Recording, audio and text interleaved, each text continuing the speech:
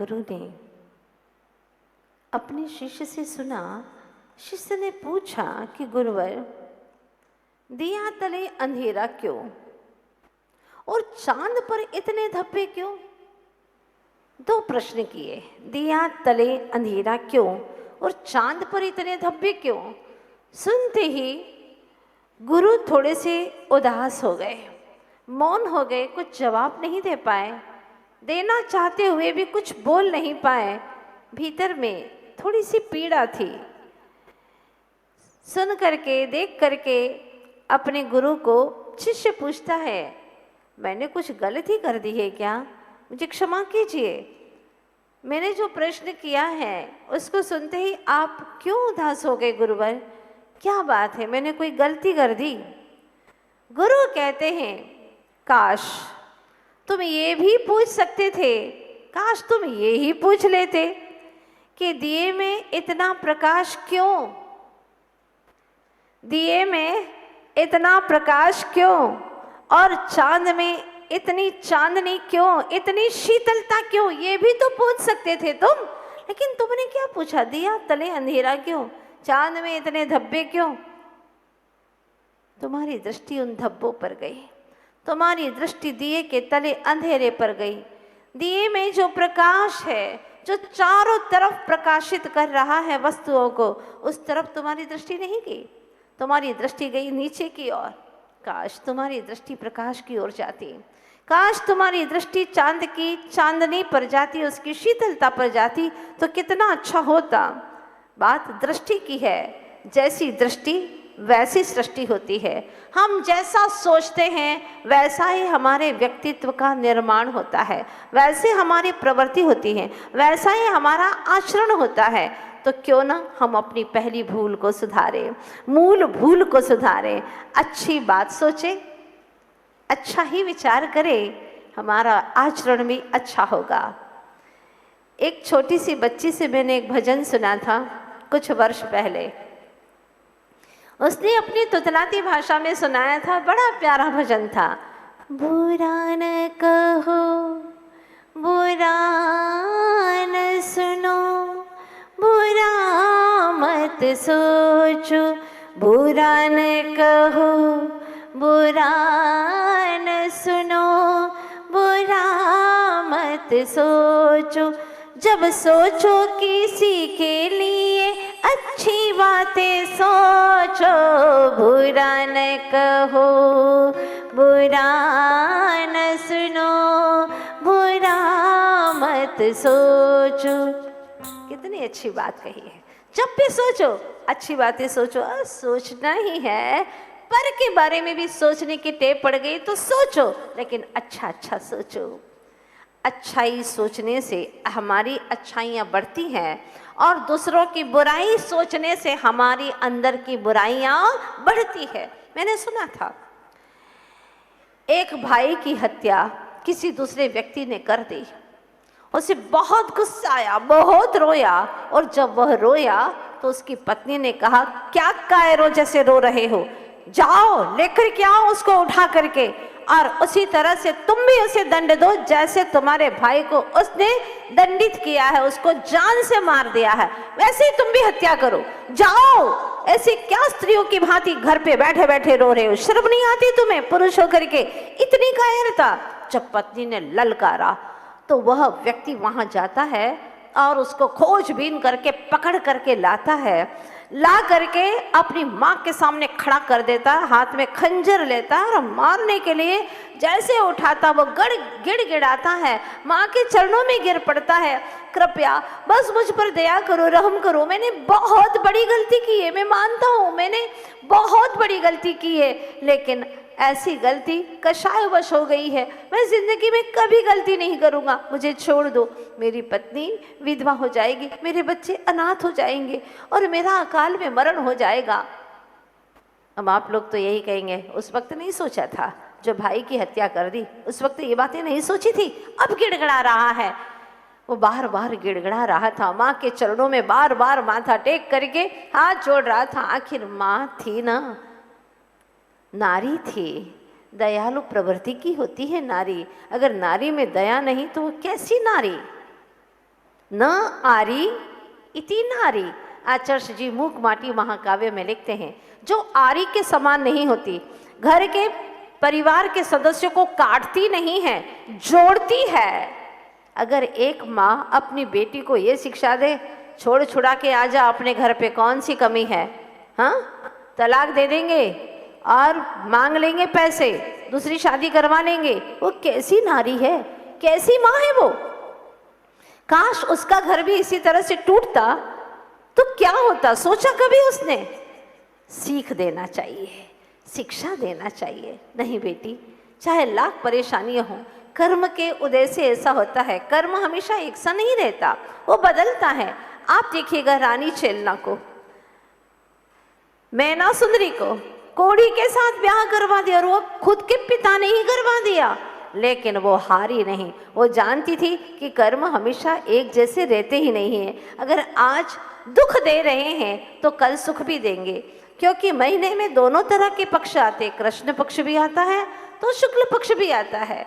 धैर्य होना चाहिए, साहस होना चाहिए, और मैं सच हूँ, मेरी भावना पवित्र है तो एक दिन मेरे जीवन में सुख का सूर्य अवश्य उगेगा। ये विश्वास था उसे, और इसी विश्वास के बल पर आज तक ऐसी धर्मात्मा नारियों ने अपना नाम कमाया है और घर को सुव्यवस्थित किया है। जो अस्त व्यस्त थे उन्हें व्यवस्थित किया, पूरे घर को समृद्ध किया, और इतिहास के पृष्ठों पर स्वर्णाक्षरों से उनका नाम लिखा गया है। ऐसी थी वो नारियां।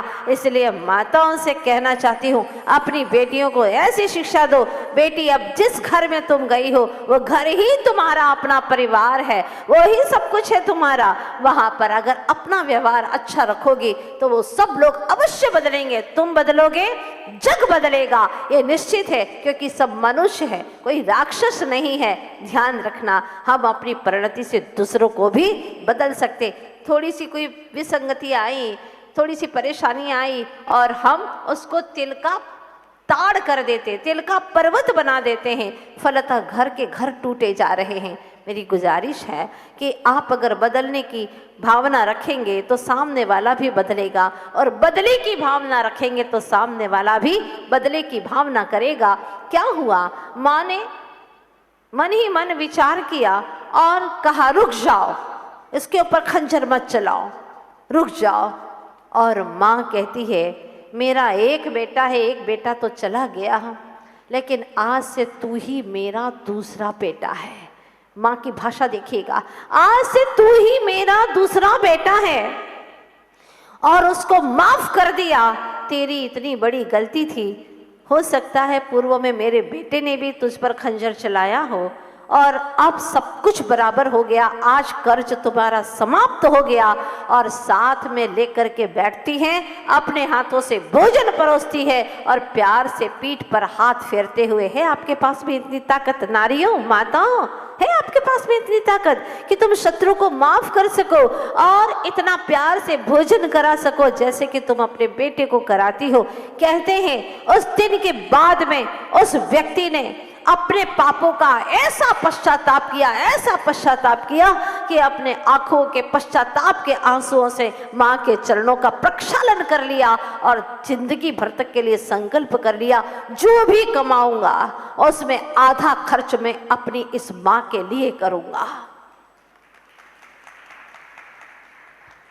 अगर समाप्त कर देती तो फिर और कर्ज बढ़ता चला जाता, और वैर का बदला वैर से लेती तो और पता नहीं कितने जन्म जन्मांतर तक यह वेर का बदला बढ़ता ही चला जाता। हमारा जैन दर्शन कहता है, अगर किसी ने वेर किया उसे क्षमा कर दो। क्षमा से बढ़ करके और कोई जीवन का अच्छे से जीने का कोई और तरीका है ही नहीं, मात्र क्षमा और क्षमा। चाहे कोई कितनी भी गलती करे, तुम्हें बदनाम करे, तुम्हारे लिए वध का षड्यंत्र करे, लेकिन उसे क्षमा कर दो। ये जैन धर्म है, और जिन शासन तुम्हारे जीवन में नहीं आया तो आया ही क्या है। पूछना चाहती हूँ, जिसके पास में धन दौलत है वो सुखी है, वो सुखी है। कौन ज़्यादा सुखी है, सोने की चेन वाला या चेन से सोने वाला? सोने की चेन वाला या चेन से सोने वाला, कौन सुखी है? चेन से सोने वाला। चाहे सोने की चेन कितनी ही भर दो पूरे गले में, इससे चैन नहीं है। वो तो बाहरी द्रव्य है, लेकिन हम किसी को क्षमा कर देते हैं या उसकी क्षमा को स्वीकार कर लेते हैं तो अंतरंग में इतना सुख, शांति और आनंद का झरना बहता है। प्रभु दिखाई देते हैं। प्रभु धोखेधड़ी करने वाले लोगों को दिखाई नहीं देते। जो शांत मना है, क्षमाशील है, ऐसे ही परम पवित्र आत्माओं को प्रभु का दर्शन हुआ करता है। इसीलिए आप सभी से मेरी गुजारिश है कि आज टीचिंग तो बहुत चल रही है। जैसे बालक विद्याधर ने पढ़ना भी शुरू कर दिया था, लेकिन पढ़ने के साथ में सिर्फ शब्दों को नहीं, अपने जीवन में नैतिकता भी पढ़ते चले जा रहे थे। आज टीचिंग तो है, पर विद्या में टीचिंग के साथ में टचिंग भी होना चाहिए। जो दिल को स्पर्श करे वो बात होना चाहिए। टीचिंग के साथ में टचिंग नहीं होने से टर्निंग नहीं होता है, वो मोड़ नहीं आता, अर्थात जीवन के अंदर वह टर्निंग पॉइंट नहीं आता, जीवन का बदलाहट और रूपांतरण का अवसर नहीं आता। इसीलिए बस इतनी सी गुजारिश है कि अपने जीवन को इतना अच्छा बना लो कि जिससे हम दूसरों के जीवन में भी कुछ उन्नति के सोपान बन सके, जीना बन सके। इस तरह से जीने का कार्य शुरू करें तो हमारा जीवन जीना सार्थक हो जाएगा। वर्तमान में हम बालक विद्याधर जी के जीवन की कई घटनाओं को सुन रहे हैं और सुनते सुनते बहुत अच्छा लग रहा है। लगता है कि हम भी किसी पड़ाव पर पहुंच रहे हैं। वास्तव में जिनके जीवन की घटनाओं को सुन करके ऐसा लगता है कि हिमालय की अटलता भी वहाँ डिगती सी मालूम पड़ती है। इसकी स्थिरता, बालक की विद्याधर की स्थिरता को देख करके हिंद सागर की उफनती तरंगें भी शांत होती सी मालूम पड़ती हैं और उनकी गंभीरता को देख करके ऐसा लगता है कि क्या होगा गंभीर समंदर, वो भी स्वयं हिलोरे देता हुआ मालूम पड़ता है कि मैं भी इतना गंभीर नहीं हूँ जितने कि तुम गंभीर हो। सूरज की जिन प्रथम किरणें जिनको आकर के ऐसा लगता है कि प्रणाम करती हैं, जिनके चरणों को आकर के प्रणाम करती हैं, और पश्चिम में आग उगलता जो रेगिस्तान है जहाँ हम लोग रह रहे हैं अभी वर्तमान में, वह भी ठंडा पड़ कर के और इनकी शीतलता पाने के लिए तरसता है। ऐसे जिनके स्वभाव की शीतलता है, आचार्य गुरुवर श्री विद्यासागर जी महाराज वर्तमान में हम लोगों के लिए एक आदर्श बने हुए हैं। जिनके जीवन की घटना को आपने प्रथम खंड में सुने और प्रथम खंड पूर्ण हुआ था। लक्ष्य को पाने का प्रथम पड़ाव है यह बहते बहते यह कहती जा रही ज्ञान धारा। अब जब जैसे ही बीज के ऊपर जल की धाराएं पड़ी, बीज का वपन हुआ, उसके ऊपर गुरु के दर्शन का, संस्कारों का जल पड़ा, तो अब द्वितीय खंड शुरू होता है। ज्ञान का अंकुर कैसे प्रस्फुटित होता है। जब आचार्य वर्य चारित्र चक्रवर्ती शांति सागर जी महाराज का प्रथम बार शेड़वाल में दर्शन किया तो कैसा लगा विद्याधर को। भूली भाली आंखों में समा गई मुनीश्री की। खरीदी जब कुछ खाने खेलने की वस्तुएं घर के सभी भाई बहनों ने। जहाँ साधु संत पहुँचते हैं विशेष, तो वहाँ पर मेला तो लग ही जाता है। तरह तरह के लोग वस्तुएं लेकर के आते हैं, बेचते रहते हैं। तो जब घर के सभी भाई बहनों ने कुछ खाने की, कुछ खेलने की वस्तुएं खरीदी, लेकिन गिनी ने पाई अद्भुत निधि रूप आत्म कल्याण की समुचित। घर में भी कभी किसी चीज का आग्रह नहीं करना। देखो बच्चों को यह सिखाना है, बेटा जिद नहीं करना। आजकल के बच्चे ऐसे जिद्दी हो गए, घर बिक जाए तो बिक जाए, तुम चाहे कहीं पर भी जाओ, लेकिन हमारी जिद तो पूरी होना चाहिए। कैसे बच्चे हैं वो, कैसे संस्कारी नहीं है। माँ बाप की चाहे कैसी भी दुर्दशा हो जाए, उन्हें कोई चिंता नहीं, रो रो करके घर भर डालते, सवेरे से शाम तक रोते रहते किसी बात के लिए। अब माँ बाप परेशान होकर के उसकी जिद पूरी करते हैं। एक जिद पूरी हुई, बच्चा समझ लेता है किसी भी वस्तु को पाने का बेहद सुंदर तरीका है। रो मचलो चिल्लाओ, अपनी जिद तो पूरी होने ही वाली है।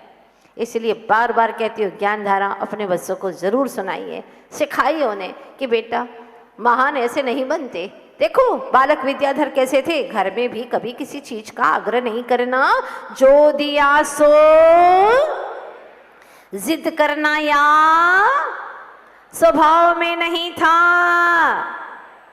छोड़ घर का हर कार्य देव शास्त्र गुरु को महत्व देना, यही माना था आद्य कर्तव्य। सब काम छोड़ करके पहले गुरु की शरण में जाना। आज तुम्हारे अहमदाबाद में कितने लोग हैं ऐसे जो गुरु की शरणों में जा रहे होंगे। यहाँ 3-4 जगह चातुर्मास हो रहे, 4 या 5 जगह, 5 जगह चातुर्मास चल रहे। कितने लोग जाते हैं गुरु की चरणों में? वही चले जाते हैं बूढ़े ठाड़े लोग। युवा तो बहुत कम जा पाते। और बच्चे लोगों को स्कूल से फुर्सत नहीं है, होमवर्क करना है। अरे होमवर्क तो सिर्फ घर का ही है और ये पूरी लाइफ का वर्क है। अगर ये पढ़ लिया तो तुम्हारी लाइफ सुधर जाएगी। लाइफ को मैनेज करने के चक्कर में लाइफ को डैमेज किए जा रहे हैं, क्योंकि बचपन में संस्कार ही नहीं है। बार बार गुजारिश है मेरी, आप अपने बच्चों को जरूर लाइए गुरुओं के पास में, ताकि वो सीख सके कितना अच्छा था उनका जीवन। घर के हर कार्य छोड़ देव शास्त्र गुरु को महत्व देना, यही माना था आद्य कर्तव्य। सबसे अच्छा लगने वाला खेल गिल्ली डंडा। खेलते खेलते गिल्ली चली गई कहाँ? उठाने गए तो देखा मुनि महाबल जी हैं विराजमान। कितना सुंदर दृश्य, गुफा में मुनि महाबल जी विराजमान है। जहाँ गिल्ली चली गई थी वो लेने तो गए थे गिल्ली, लेकिन दिख गए महाराज तो भूल कर गिल्ली झटकिया। श्रद्धा भक्ति से हाथ जोड़कर अभिवादन, मनमोहक आकर्षक सुंदर सा देख आनंद। आनंद यानी चेहरा, इतना सुंदर और आकर्षक चेहरा देख महाराज ने आशीर्वाद दिया। आशीर्वाद तो दिया ही, कितना भोला सा बालक है और यहाँ तक मेरे पास में आया है। आपने कभी सोचा भिखारी और भिक्षु दोनों के पास पैसा नहीं है, ना भिखारी के पास में होता ना भिक्षु के पास में होता, लेकिन फिर भी एक तिरस्करणीय है और एक आदरणीय है। भिखारी तिरस्करणीय है और भिक्षु सन्यासी संत साधु आदरणीय है। क्यों? क्योंकि भिखारी का हाथ सीधा रहता है मांगता हुआ, और भिक्षु का हाथ उल्टा रहता है आशीष देता हुआ। दोनों में कितना अंतर है। यही पंक्ति यही चल रहा है, आप लोग दूसरा ना निकाले। कई बातें हम ऊपर से भी सुना देते हैं। हाँ, तो क्या हुआ? श्रद्धा भक्ति से हाथ जोड़कर अभिवादन, मनमोहक आकर्षण सुंदर सा देख आनंद। पूछ लिया संत भगवंत ने, धर्म के विषय में याद है कुछ? कुछ याद है धर्म के विषय में? प्रसन्न हो सुना दिया कुछ। भक्तामर व तीर्थंकर के। आजकल बच्चों को आना ही नहीं रहता मंदिर और गुरुओं के पास में, तो ये नाम वगैरह याद कराने की आवश्यकता ही महसूस नहीं होती।